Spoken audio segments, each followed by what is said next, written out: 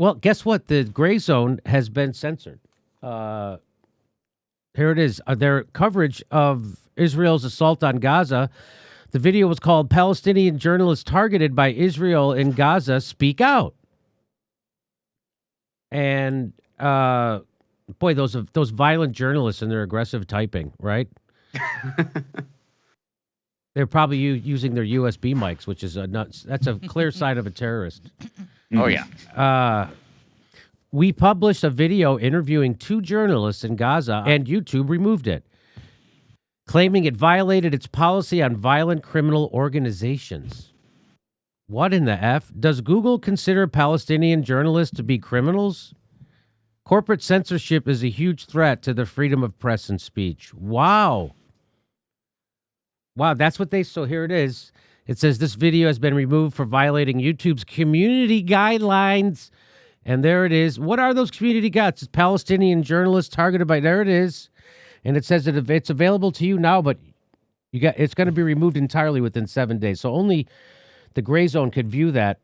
And then here it is. You can submit an appeal. There it is. It says right there, violent criminal organization. Hey, submit an appeal. Maybe a person will look at it. Maybe not. Those community guidelines, they're kept under a bridge where they access them. You need to solve a riddle and a troll gives it to you. I don't understand the community guidelines. So tell me what's going on with this, Aaron, and how are you guys responding to it at the gray zone?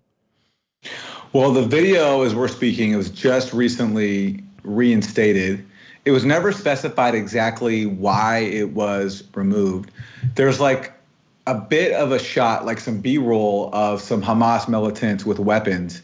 So we think that maybe that's what did it, but they didn't even really specify. And Ben Norton, my colleague at the Gray Zone, he appealed, and they reinstated it. But it took like many, many hours. And for a long time, this video was offline, and so people couldn't access it. And it's a great interview. It's 2 journalists living under bombardment in Gaza, just talking about what they're going through.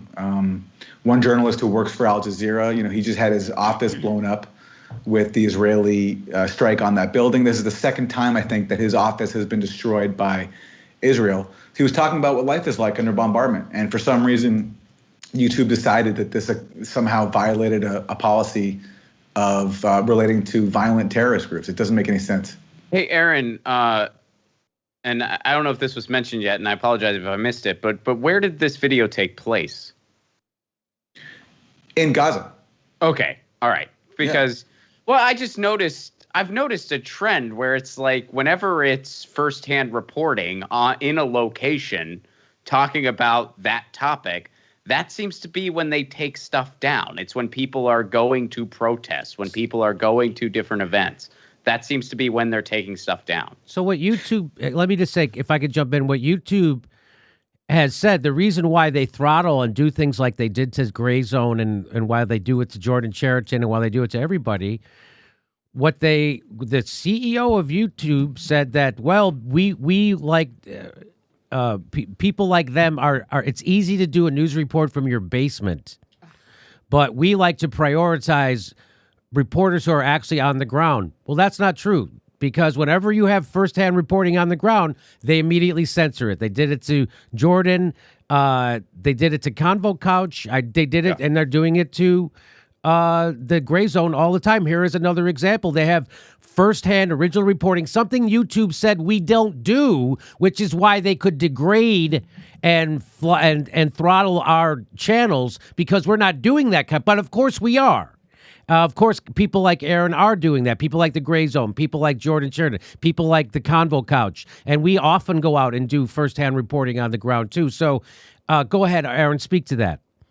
Well, there's a part in this video where the Al Jazeera journalist tells Anya Parnpil, my colleague who did this video, who put the segment together, that there's nowhere safe for him in Gaza and his family, that he tries to calm his children down every night, but he knows that this could be the end for them. They could be hit by an Israeli bomb on their home, as has happened to so many people so far in Gaza. And so not only are journalists under threat in Gaza with their lives and having their buildings destroyed, but now they try to tell their story, and now that's getting censored as well. It's like there's there's this attempt to just not make anywhere safe for them, not their physical space and their right to talk about their plight even safe. And it's part of a pattern we face at the Gray Zone. You've covered this before when Max Blumenthal reported on some documents exposing a massive UK government propaganda operation enlisting major media outlets like Reuters, the BBC, and the NATO troll farm Bellingcat.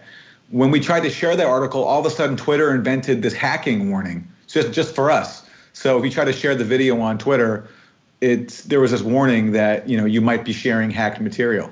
So this is the kind of targeting you face when you do your job, when you actually do real journalism that challenges power.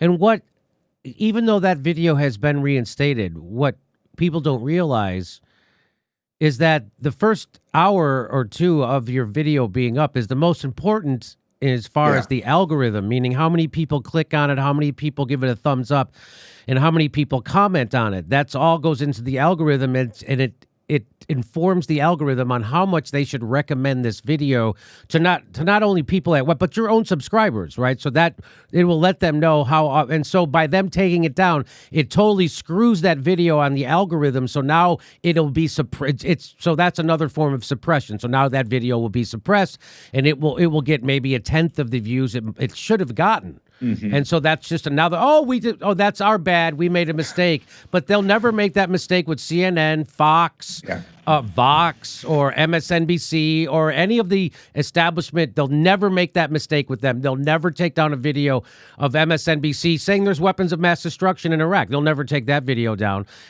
So that's what we're up against here at Independent News. And there is no other platform like YouTube. All right. YouTube was invented, 16, 17 years ago. And it's the gold standard of what we refer to as YouTube. And so there are other platforms where I could put this, but nothing. The whole world is now mentally conditioned to go to YouTube for all kinds of things. And news is one of them. So anyway, I'm glad that that's back up. It's just disgusting. This is the kind of censorship that the shit libs are still cheering on. And NBC News just did another hit job on YouTube over this. They want us censored. People like the Young Turks have cheered on this kind of censorship for the last 6 years at the top of their lungs, and now they got it. Now people who are out there doing real reporting are being censored on the regular. And of course, a place like TYT won't cover this because they don't give a shit, because they never do any original reporting.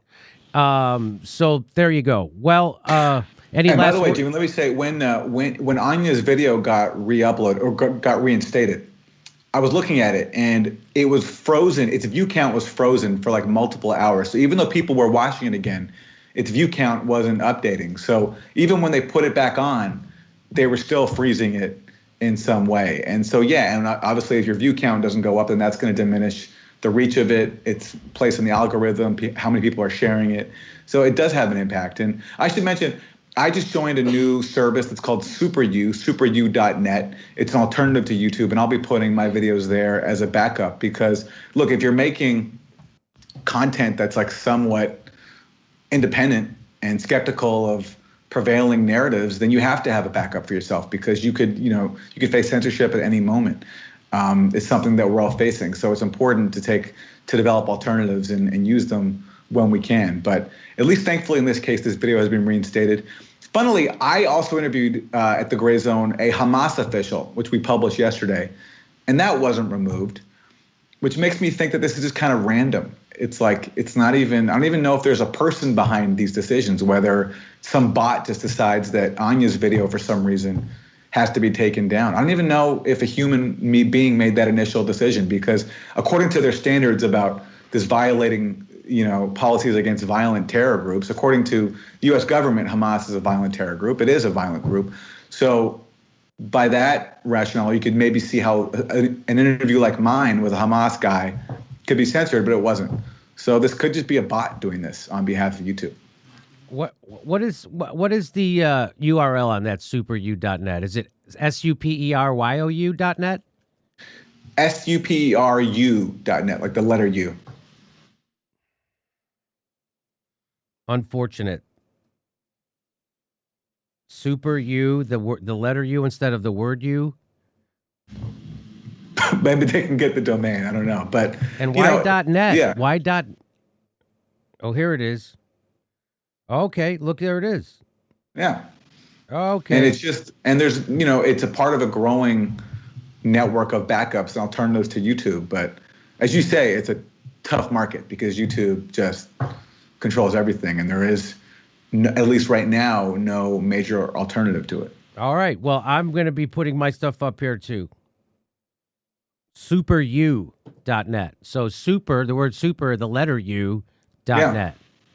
Okay. All right. I'll be putting my stuff up there too.